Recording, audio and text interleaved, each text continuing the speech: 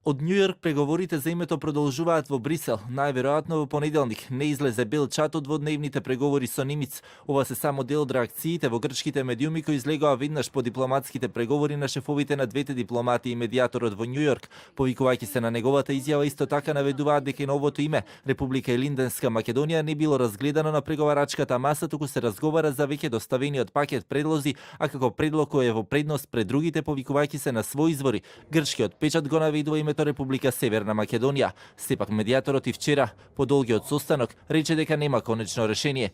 Грчката телевизија Sky пак анализирајќи го текот на преговорите, наведува дека се чини од и двете страни се решени да исцрпат секаква можност за да постои решение, а грчката државна телевизија РТ додава дека доколку се направи напредок кон решение, тогаш двајцата премиери ќе се сретнат кон средината на јуни во Преспа за да го потпишаат договорот, но ваква средба ќе има само доколку постои решение.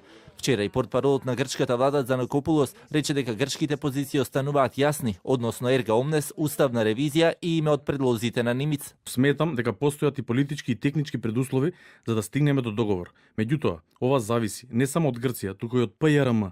Ние имаме поставено два предуслови на маса: ерга омнес и заемно прифатливо сложено име.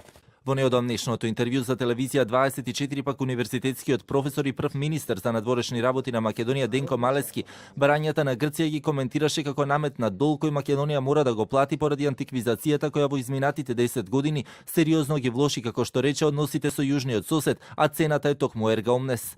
Она што сме го правеле последниве 10 години, сега доаѓа време да се наплати цена.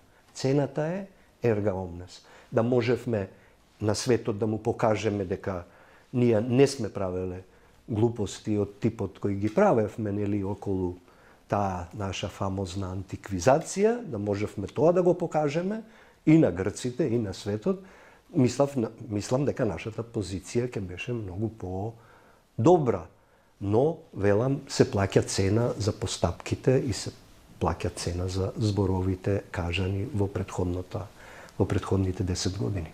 Вчерашните преговори грчкиот премиер Ципрас пак ги оцени како критични и чувствителни, но изјави дека голем успех за Грција ќе биде доколку пред терминот Македонија во спорот биде додадена одредница. Со тоа порача тој Грција нема да изгуби ништо, туку може само да добие и да врати назад нешто кое пред 70 години е дадено и отуѓено, но од други, а не од сегашната грчка влада.